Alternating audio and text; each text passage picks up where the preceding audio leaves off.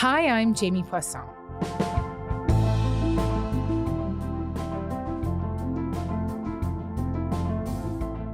In the world's biggest democratic exercise, India has announced that it will vote in national elections from the 19th of April.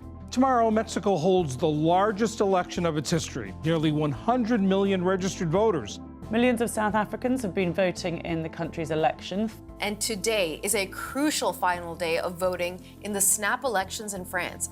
This is a big year for elections. Around the world, voters are going to the polls in more than 80 countries. Of course, there is the US election this fall, India, where there were almost 1 billion eligible voters, Iran, the UK, Venezuela, Syria, just to name a few. In all, about half of the world's population is living in a country that will have a national election in 2024. With the frenzy of political activity, there's a potential for plenty of upheaval. We've already seen a bit of that. In the European Union, the far right surged, for example. Portugal also saw a swing to the right. In the UK, the Labour Party ended 14 years of conservative rule. To look at how all of these elections are changing the global political landscape and what's at stake, I'm joined by Ian Bremmer.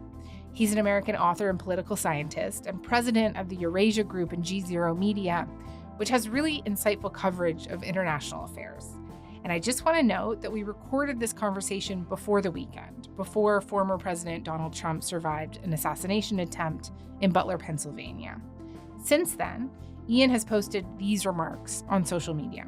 The U.S. is the only major democracy in the world today that is experiencing a serious crisis. And we do ourselves no favors by normalizing the events of the past months of this election and the events that we've just witnessed in the past moments in the United States.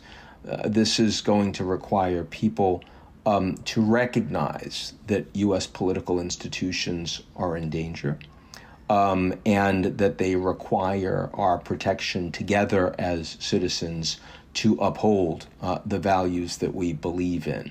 A further devolution into blamesmanship, into polarization, into the weaponization of politics is the way you lose your democracy. And those stakes are very real, certainly much more real than at any point in my lifetime. All right, here's our conversation about a particularly busy year for democracy around the world.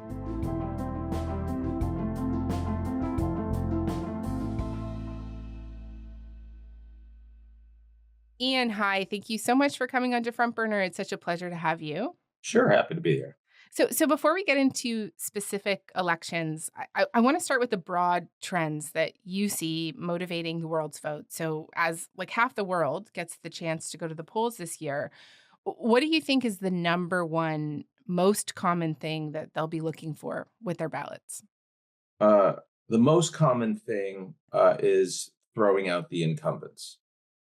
This is a world that, at least when we talk about the democracies, the true democracies that are going to the ballot, they're generally unhappy with the leaders they have. They're generally unhappy with the trajectory that they feel like their countries are on. And we can talk about why that is.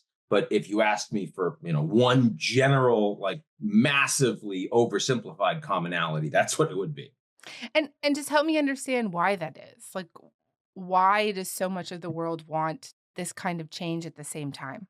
Well, there's one obvious reason, and it's not getting enough attention, which is that we've all gone through the most disruptive global event of our lifetimes, the pandemic.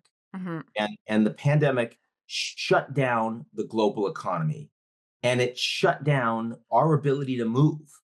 And it did that for almost 2 years. And in order to respond to that, you had these incredibly extreme measures, economic measures taken to ensure that businesses would be able to stay afloat, that households would be able to stay afloat, that school children would be able to stay afloat. And there are consequences, and the consequences are twofold. First of all, that when you throw all that money around and supply chains are completely seized up, Now suddenly the global economy is running again. The money that you gave to all those people has run out, but the inflation, the knock-on inflation is massive. So number one, you've got that. You have historic levels of inflation that are going down, but you're still dealing with it because it's not like the prices are going down. The rate of inflation is returning to normal from a very high rate. Yeah. Secondly, you have an abnormal amount of migration. People that wanted to move, wanted to leave their country to go someplace else, could not for a couple of years. And suddenly they're all on the move again. And so if you look around the world, you see a whole bunch of people that are really angry about the way their economy is going, mostly the working and middle classes, because they're dealing with that inflation. And they're really unhappy with all of the migration that's going on. And if you are a president or a prime minister that is left holding the bag post-pandemic, that is your misfortune. You know, it's like musical chairs and the music suddenly stops and everyone's running around, right? So that's the main reason. And the good news there is that this is temporary. This is not something that we're going to have to deal with, you know, sort of every electoral cycle, but it is a reason why you're seeing incumbents getting particularly and peculiarly thumped. There's a second reason, which is more structural, unfortunately, and that is that people are getting their information around politics and many other things algorithmically. And that drives more polarization, it drives more tribalism, it drives more disinformation, and it splits people apart. It undermines democracies and the fabric of civil society. And that, of course, means that there's less room for compromise. People are less engaging with the substance of arguments, and instead they only see the headlines. And they're much more likely to believe a set of facts that are aligned with their team than having any nuance. And that creates much more anger and much more of an anti-centrist push, whether it's far left or far right. In democracies all over the world. That's structural, that's getting worse every year. That's another piece of it.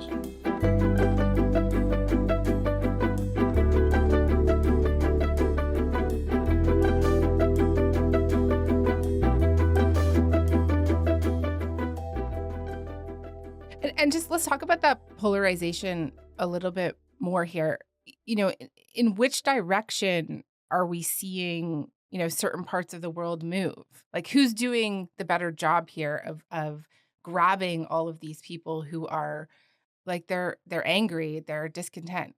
It depends. I mean, you can generally say that the far right around the world has been more advantaged than the far left. You see that, you know, in the way that Germany, the Alternatives for Deutschland, has risen much more than the far German left, for example. In Canada, you know, Polyev is much more likely to win and win big next time around, as opposed to the far left. In the closely watched federal by-election of Toronto-St. Paul's, Conservative Don Stewart has won the longtime Liberal stronghold.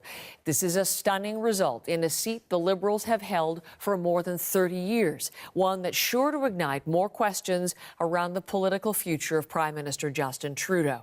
The dramatic and in the United States, certainly the MAGA movement has picked up a lot more than the far left. That's true. But I would not try to make that argument globally. You look at Mexico, and one of the few incumbents that actually outperformed with a near constitutional supermajority is AMLO to Sheinbaum and Morena and their party. An historic victory this morning for Claudia Sheinbaum, who rose to national prominence here as mayor of Mexico City and now will take office later this year as Mexico's first ever female president. No matter your politics, this is a monumental moment for this country, where politics have long been patriarchal, where women were not even granted the right to vote until the 1950s. Sheinbaum is also Jewish, another first in this extremely Catholic country. And that's because this is a party that is seen on the far left as supporting the average Mexican citizen, the Mexican South, which has been, you know, underinvested in for generations, as opposed to a oligarch business friendly center right, that has, really controlled and captured the political system for a long time. In when I look at France right Yeah. now, I was it's just the going to ask you left. about France. Yeah. Yeah, the far left actually. I mean, even though the far right outperformed, the far left also outperformed strongly. And what we saw is just the center getting completely eviscerated. I think the bigger trend is that the center is losing. The bigger trend is that the people that represent the so-called globalists, sort of the support for market access and open migration and global security, and basically people and ideas and thoughts and capital moving faster and faster and faster around world borders, those people are getting hurt. And people that are more effective at talking in a more nativist way about their own populations and parts of their own population, religious parts, ethnic parts, racial parts, you name it, they tend to do better. Mm-hmm. Just going back to France for a moment, one of the most interesting parts of that election is that we saw hundreds of candidates from the center and left bow out to lower vote splitting. Is this situation unique to France, or do you see it as a sign that this kind of electoral cooperation could really work to stymie the right, if that was something that... Well, it's not yeah. working in France. So, there's an argument to be made that if that didn't happen, and the far right had actually taken a majority of seats in parliament, and Bardella, who's running the National Rally Party, Marine Le Pen's party, had become prime minister, he would have been responsible for governance, would have failed, and that would have led to an anti-incumbent reaction that would have helped the center again, kind of like what you're seeing in the UK with Labour coming back with a strong majority. That didn't happen. Instead, the far right still got 38% of the vote, but they came in third. And now instead, you have the far left and the center working together in principle to stymie the far right, but they hate each other on every policy. There is no cooperation. As a consequence, this government will be completely unmanageable for Macron. He still will be seen as losing. He won't have any influence over domestic or economic policy, just foreign and national security policy. The far right, they are much better set up now to win the presidency in 2027 in France. So I would argue that Macron made a really big bet. It was rash and intemperate. He did somewhat better on that bet than people expected in the near term, but still badly. And he's now set up for a much bigger problem down the road. Oh, that's really interesting that these attempts to stop them, you're saying, is actually setting them up for greater success down the road in the near future.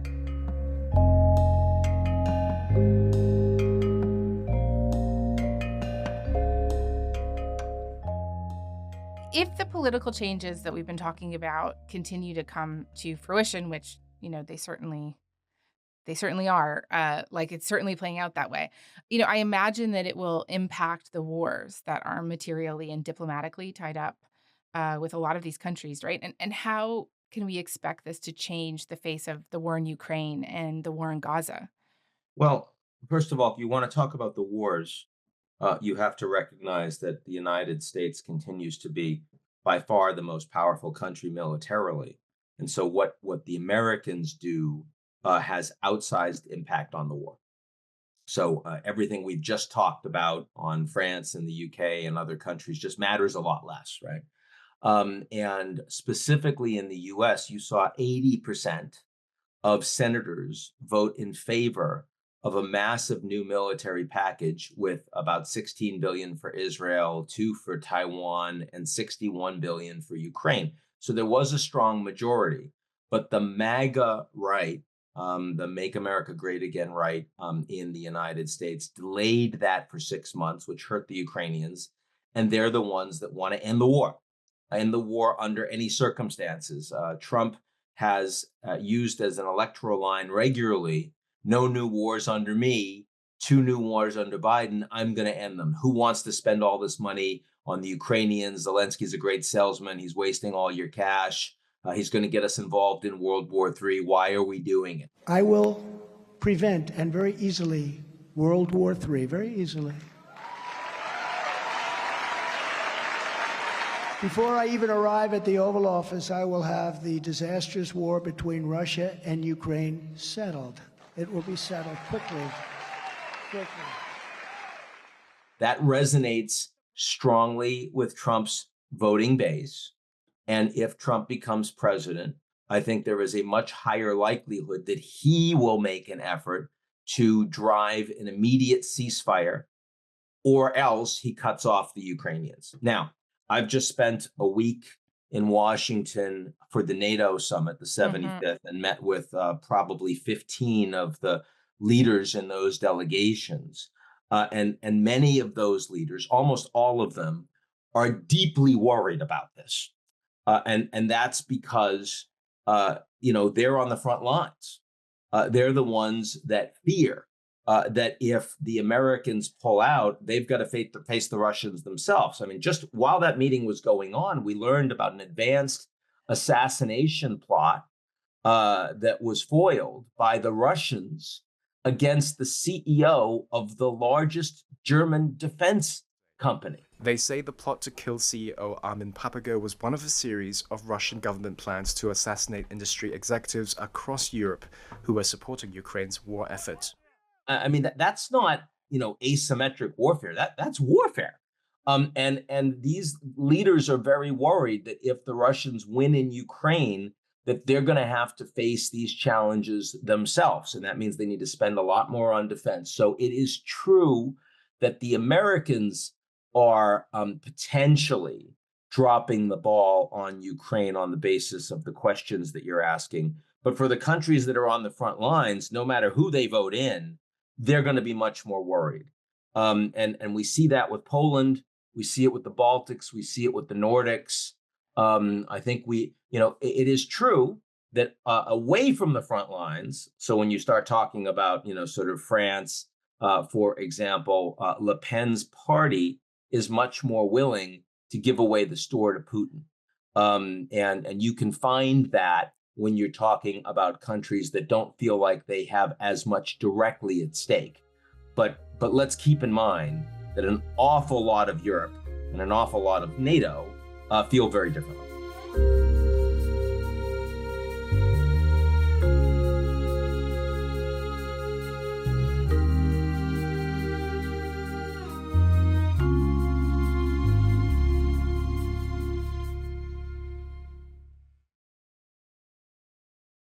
I want to ask you about the leaders themselves for a second. In so many of the countries that we're talking about that are looking for change, the leaders or incumbents, not surprisingly, have horrible approval ratings, right? Like Rishi Sunak and in the UK, Canada's Trudeau, though, likely we won't have an election this year. Who knows, though, I guess. Even Macron and obviously Joe Biden. Added on to his low approval rating are now obviously all these very increased concerns about his age. Well, why is it that you think these leaders insist on running again instead of letting someone without the baggage try, considering everything that we've been talking about today? Or does it matter? I think, of course, it matters. And it matters a lot in the United States. I have, about a year ago, I was very public about the fact that Biden and Trump are obviously way too old to be running again. And most Americans feel that way, but it's not stopping them. Why not? It's ego. It's narcissism. It takes a certain type of unhinged personality to be willing to put yourself through the extraordinary amount of pressure and public scrutiny and people beating you up every day and saying horrible things about you and your family every day. The idea that I'm the old guy, I am. I'm old. But I'm only 3 years older than Trump, number one. And number two, my mental acuity's been pretty damn good. I've gotten more done than any president has in a long, long time in 3.5 years. So. Very good health. I just won 2 club championships, not even senior. 2 regular club championships. To do that, you have to be quite smart, and you have to be able to hit the ball a long way, and I do it. He doesn't do it. He can't hit a ball 50 yards. He challenged me to a golf match. He can't hit a ball 50 yards. I told you before, I'm happy to play golf if you carry your own bag. Think you can do it? And to still believe that you're the Messiah, still believe that you're the only person that's capable of leading this country, of beating this opponent. That is particularly pathological individually in the case of Donald Trump, and anyone that spends time with him knows that. But it's true for Biden too. And it's one of the reasons I think, you also see this. I mean, this is a more male quality. I do think we'd be better off if we just got rid of a lot of the men and forced women in for a term or two. I'm not going to argue with you there. Yeah, not many people honestly would. I mean, again, you see this that so many of these very powerful guys in power that are running countries just absolutely believe that they are right about everything. Yeah. And that no one else could do it. No one else could do it. And I mean, Biden at 81 years old, who has lost more than a step. And clearly, I mean, there is literally no one around Biden that believes that he could run the country for 4 more years. There's literally no one that believes that. I've talked to his closest advisors. I've talked to world leaders that speak with him all the time. No one thinks he can do another 4 years. So why is he running? I mean, that is on its face insane, right? Yeah. And Trump is, 50% of the population of the US believes that Trump is too old, both physically and mentally, to capably serve. If it wasn't for Biden's 72%, Trump would be unprecedented in his unfitness. And I'm not talking about his orientation towards democracy or rule of law. I'm just talking about he is too freaking old.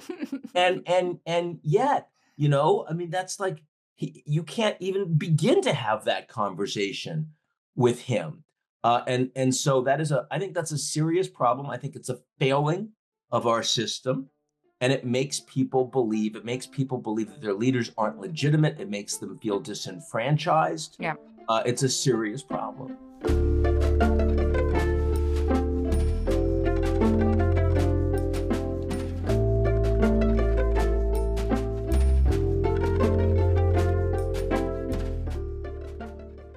Just 2 questions, if you don't mind, before we go. The first is that we've been talking a lot about the West today, mainly Europe, North America. But I'm also wondering whether there's trends you're seeing in the global South, where we're seeing real power rising in India and China and others. Like, how would you say the way it is shifting is different from the West or in line with what we're seeing in the West?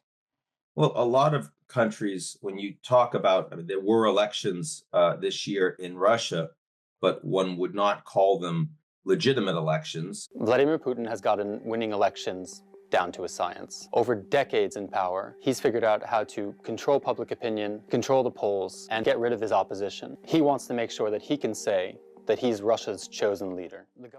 The Russians, the last time they had a popular opposition figure, he was jailed and then murdered by the regime, Alexei Navalny. So it doesn't matter. The trends don't matter for those countries because the leadership has enormous control over the population, and the consequences for displaying any form of opposition are severe. But when Venezuela is about to have elections and in principle, they're allowing an opposition figure who's very popular to run, and I feel quite confident that they will find a way to ensure that the election is stolen from him. So this is not relevant in authoritarian states, but it is very relevant in hybrid systems and in democracies in the global South.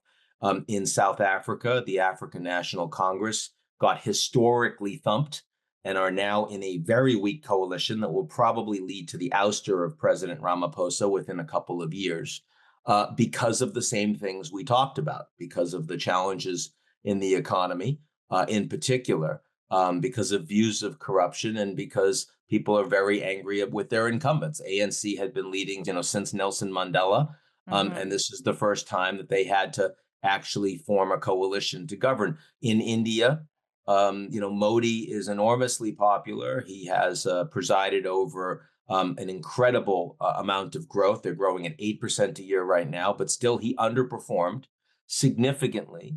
And as a consequence, was forced into a coalition with 2 relatively small state-based, region-based parties for, again, same reason, because the economic performance post-pandemic was a lot more problematic, and a lot of the people that, thought that they were going to benefit, they have higher unemployment. Those jobs haven't, they haven't come back in the way that he said they were going to. Now that the economy is running again, he needs to do more for them. And that's why, like in Uttar Pradesh, for example, he got just like way, way destroyed in ways that they thought they were going to get 400 seats, and they ended up with more than 100 less than that. So we are seeing some of these trends play out in the global south too. So just to end this conversation, I know this is a thread that you've been pulling on throughout, but I think it would be helpful if I just asked it to you straight. If the decade or the era that we're coming out of was defined by the center, the liberal democratic order, what might this new era of global politics be defined by, if you could sum it up? I think that for your and my lifetimes, we have presumed that democracy is the best system out there for bringing benefits to the entire population of a country. And what we are now seeing is an era where a lot of people around the world are utterly unconvinced of that. And this is a time when, the Chinese, with a strong authoritarian state capitalist system, has developed technologies on parity with the United States, in some cases better. And a whole lot of countries in the global south that are becoming more important are thinking about, maybe there's a third way. Maybe there's something in between. So a lot is at stake. A lot is up for grabs with the political and economic systems that we think will actually be the dominant ones on the world stage. Okay. Ian Bremmer, thank you so much for this. Good talking to you.